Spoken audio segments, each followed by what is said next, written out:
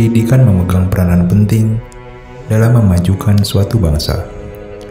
Sejak zaman perjuangan, para pejuang serta perintis kemerdekaan telah menyadari bahwa pendidikan merupakan faktor yang sangat vital dalam usaha untuk mencerdaskan kehidupan bangsa, serta membebaskannya dari belenggu penjajah.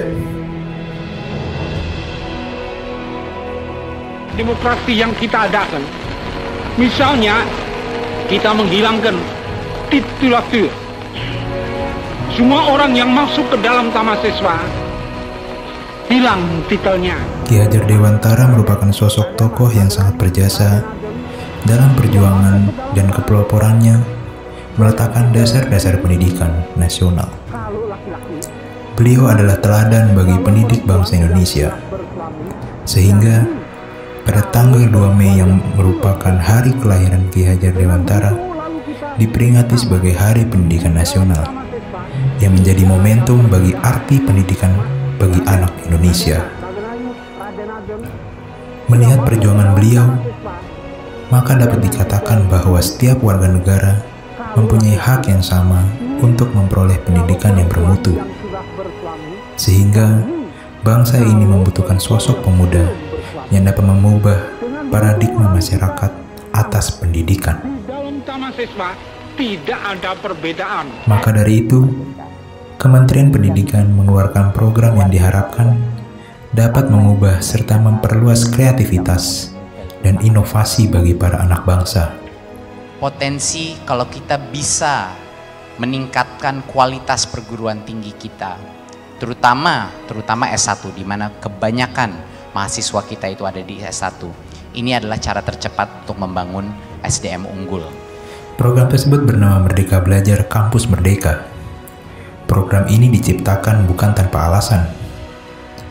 Program ini dibuat karena terbatasnya ruang gerak serta ruang lingkup yang dimiliki oleh mahasiswa dalam berkreasi baik dalam belajar maupun beradaptasi. Dengan adanya program ini, pemerintah berharap bahwa MBKM dapat mendorong mahasiswa menguasai berbagai keilmuan yang berguna untuk memasuki dunia pekerjaan. Sehingga MBKM ini memberikan kesempatan bagi mahasiswa untuk memiliki pengalaman belajar lain di luar program studinya.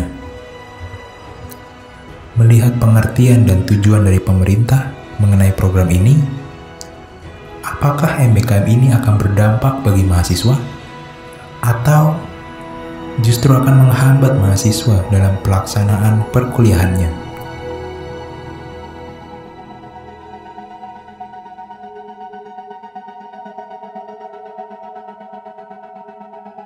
Oke, aku dari Fakultas Pendidikan, jurusannya Bimbingan dan Konseling. Dari Departemen Teknik Elektro, Fakultas Teknik. BKM program Merdeka Belajar Kampus Merdeka ya.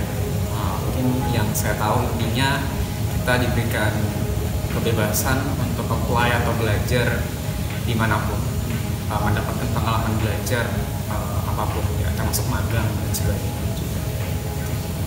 MBKM sendiri itu kepanjangannya kan Merdeka Belajar Kampus Merdeka. Itu suatu program dari Kemendikbudristek yang diinisiasi oleh Mas Menteri Nadiem Makarim bagi mahasiswa untuk mendapatkan lebih banyak pengalaman di bidang keahlian kerja, khususnya untuk mempersiapkan mahasiswa bisa survive di dunia kerja ketika sudah lulus dari perkuliahan nanti, seperti itu. MBKM kalau menurut saya ini ya kesempatan untuk mahasiswa mengeksplor dirinya di luar passion atau jurusan yang sedang dia tekuni. Kayak gitu sih singkat.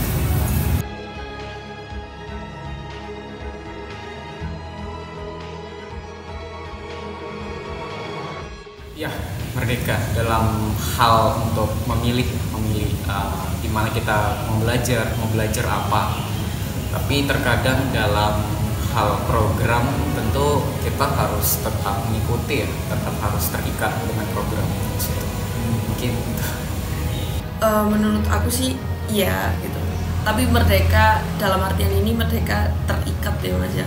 Jadi kita mengikuti program ini memang merdeka dari perkuliahan karena kita tidak mengikuti kegiatan perkuliahan reguler, namun di sini kita mengikuti program yang sudah disusun oleh Kemdikbudristek dan ada beberapa rules yang memang harus kita ikuti atau kontrak yang kita ikuti. Jadi dari awal pun memang udah ada hitam di atas putih di situ dengan menandatangani SPTJM, surat persetujuan tanda mengikuti MBKM, itu juga kita jelas mengikuti program itu.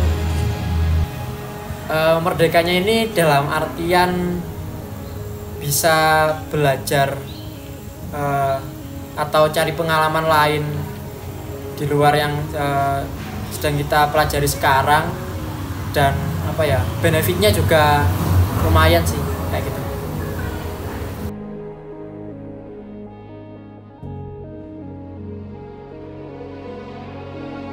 Tidak ada. Sejauh ini sih enggak, dari aku pribadi sih kalau ikut MBKM, dan kebetulan udah 2 kali aku mengikuti MBKM. Yang pertama itu program MBKM Kampus Mengajar yang angkatan kedua di semester 5 semester kemarin, dan sekarang aku juga ikut program MBKM yaitu program studi independen dari PT Ruang Raya Ruang Guru Indonesia. Kalau MBKM ini dari infonya aja biasanya itu cari sendiri kan. Kebetulan aku kemarin juga cari sendiri dan nggak ada paksaan sedikit pun dari kampus.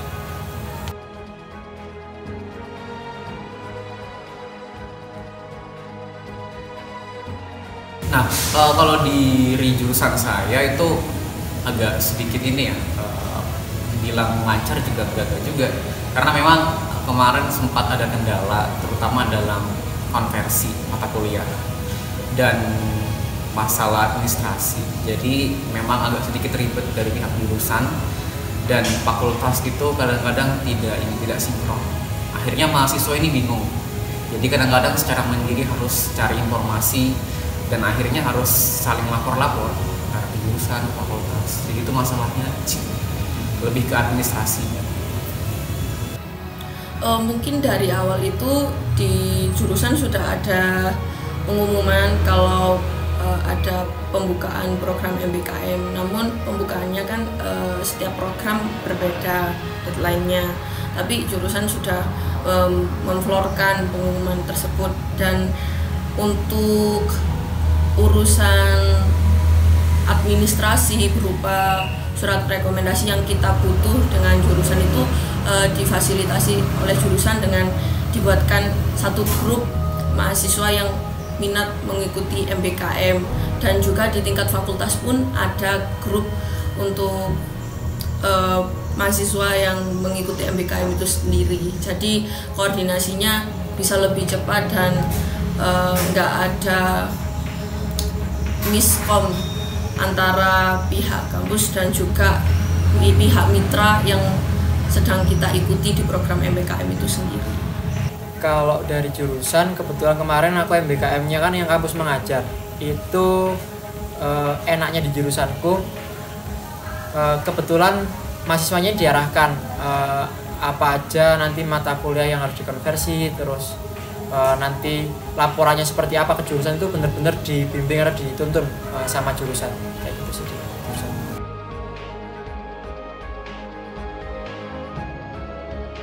Jadi memang saya tertarik lebih kepada konversi mata kuliahnya. Jadi contoh dalam semester ini tuh saya bisa mengkonversi 20 mata kuliah ya, karena emang segitu ya ketetapannya. Terutama seperti KKN, PLP, itu kan mata kuliah yang cukup signifikan, namun lama gitu ya prakteknya. Dengan program ini, terutama saya ngambil AN itu cuma 5 bulan juga udah terbackup semuanya konversi itu. Alasanku sih untuk menambah pengalaman dan menambah CV sih, karena kebetulan kalau di MBKM ini sendiri beberapa program itu seperti magang, ada beberapa banyak perusahaan besar multinasional dan juga BUMN yang membuka gitu. Jadi dari situ saya bisa ambil pengalaman dan mungkin saja bisa menambah nilai CV saya ketika mau apply pekerjaan di esok hari nanti, seperti itu. Alasan yang pertama cari duit tambahan. Yang kedua tentu ya pengen ada pengalaman ngajar sih, meskipun ngajarnya di SD waktu itu.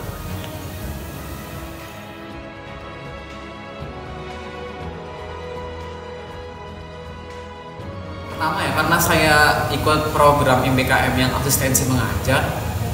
Jadi saya ke SMA ya, jadi saya asistensi di SMA dan itu lain dengan jurusan saya.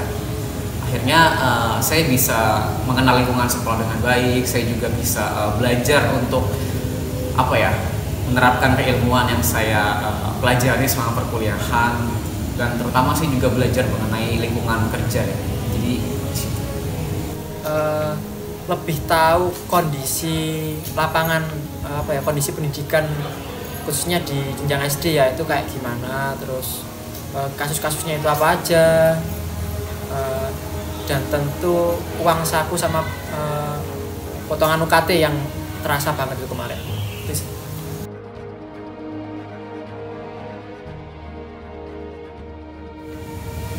terutama kendalanya itu berkenaan dengan gak jauh dari administrasi sih, terutama dengan pengenalan sekolah. Jadi segala kebijakan sekolah itu berbeda-beda gitu. Sejauh saya di sekolah di program AM ini, kadang-kadang yang membuat sulit itu ketika kita harus melaksanakan amanah atau program dari sekolah, sedangkan kita di situ masih kurang sosialisasi. Nah, namun dari pihak universitas nampaknya di situ kalau saya boleh katakan lepas tangan gitu. Mereka hanya menerima laporan dari kita, tapi tidak ingin tahu atau mungkin tidak ada niatan untuk turun langsung menangani, membantu kita dalam permasalahan itu. Kendalanya ketika mengikuti MBKM ya ada perbedaan antara sistem MBKM sama kita ketika mengikuti perkuliahan reguler. Jadi di MBKM sendiri programnya itu nggak mesti jadwalnya, jadi lebih ke fleksibel, namun kebanyakan kalau jamnya diganti itu kan ketika malam hari, jadi agak menguras tenaga dan waktu istirahat sih di situ, karena saya kebetulan ikut program yang studi independen gitu. Waktu itu masih parah-parahnya COVID, jadi pembelajarannya masih terbatas, itu sulit banget, apalagi ngajar SD harus ketemu langsung. Jadi waktu itu ada saatnya pertemuan tatap muka dan juga yang daringnya ini gak susah banget gitu informasinya sampai ke adik-adik SD. Kendala di pencairan uang saku itu nggak sesuai sama yang dijanjikan di awal, telat-telat lah, ada juga yang dirapel di akhir kayak gitu.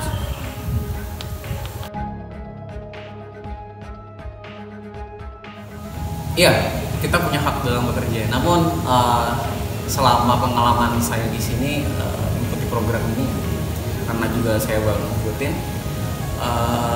saya pikir tidak ada permasalahan yang signifikan yang saya hadapi dalam masalah hak dalam bekerja, dan saya rasa itu masih dalam batas yang saya pikir wajar.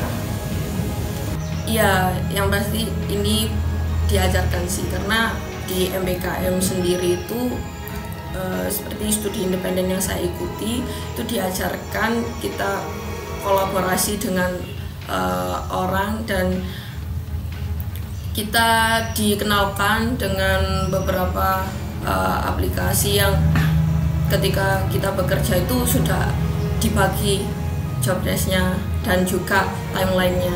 Jadi di situ profesionalitas kerja itu kerasa banget dan nggak ada ketimpangan hak dan kewajiban di situ.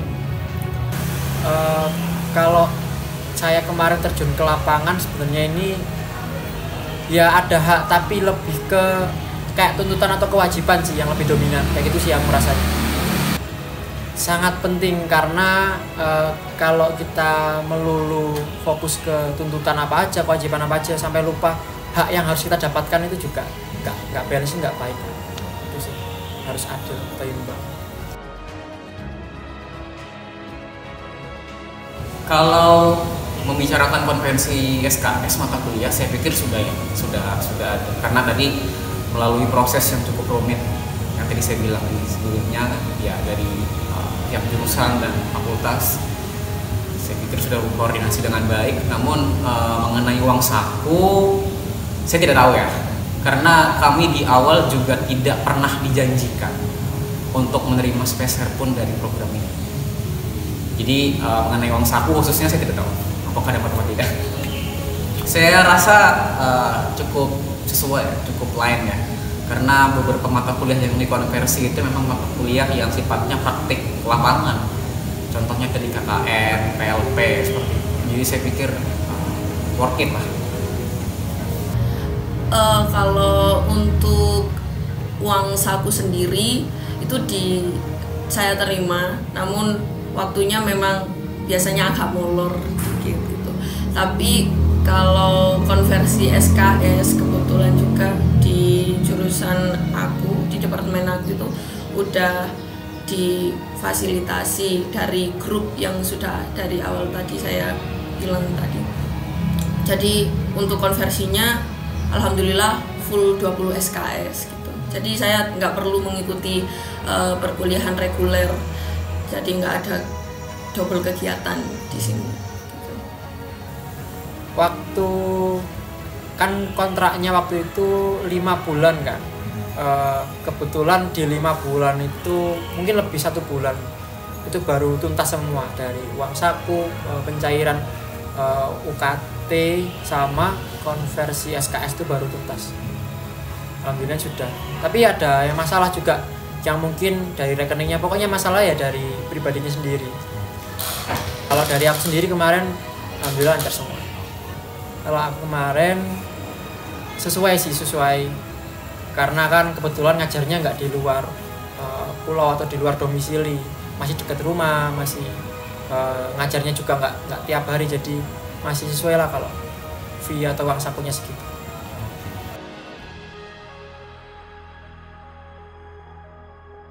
Karena saya jurusan pendidikan dan praktik saya juga di sekolah, saya pikir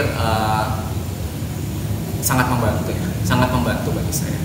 Namun memang kedepannya itu menjadi tugas saya dan pemerintah juga, bagaimana istilahnya ini menjamin bahwasannya ilmu-ilmu ini bisa diterapkan di masa depan, bukan hanya sebagai formalitas program ini saja. Tapi pribadi saya menilai ini hal yang cukup worth it dan bermanfaat. Karena di MBKM itu tadi konversinya sudah 20 SKS, saya rasa tidak memberatkan ataupun menyulitkan kegiatan perkuliahan saya, karena di sini saya sudah bebas dari tanggungan perkuliahan reguler. Namun dari situ saya bisa mengikuti kegiatan MBKM secara maksimal gitu, memfokuskan kegiatan MBKM itu tadi dengan cara kita mengikuti full tanpa mengikuti full kegiatan MBKM tanpa kita mengikuti kegiatan di perkuliahan. Kalau menurut saya mempermudah karena di situ kita diberi konversinya 20 SKS yang itu lumayan meringankan ya. Bisa terasa ringan apabila kita mengajarnya atau waktu kampus mengajarnya itu nggak lebih berat tugasnya daripada waktu kita kuliah. Karena kalau aku pribadi kemarin pengalamanku ngajarnya sih ringan karena nggak setiap hari masuk dan yang diajar adik-adik SD yang lumayan gampang untuk menerima materi gitu. Jadi effortnya nggak terlalu lebih besar. Jadi bisa dibilang memudahkan sih waktu aku kuliah, banyak materinya itu bener-bener dikonversi. Jadi ya nggak ada kuliah yang diikuti sama sekali, bener-bener nilai jadi, dan ada beberapa syarat yang harus dipenuhi juga sih. Banyak pro dan kontra yang diberikan oleh mahasiswa mengenai program tersebut.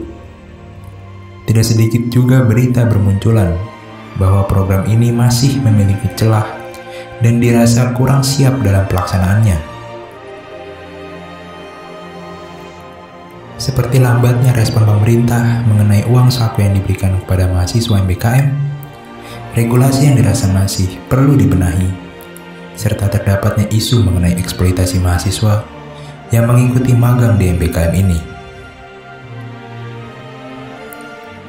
Tetapi, terlepas dari semua itu, dampak positif dari MBKM ini begitu besar, seperti mahasiswa dapat belajar di luar prodinya, mahasiswa memperoleh banyak relasi serta skill yang dimiliki, dan banyaknya terobosan-terobosan baru yang diwujudkan melalui program MBKM ini.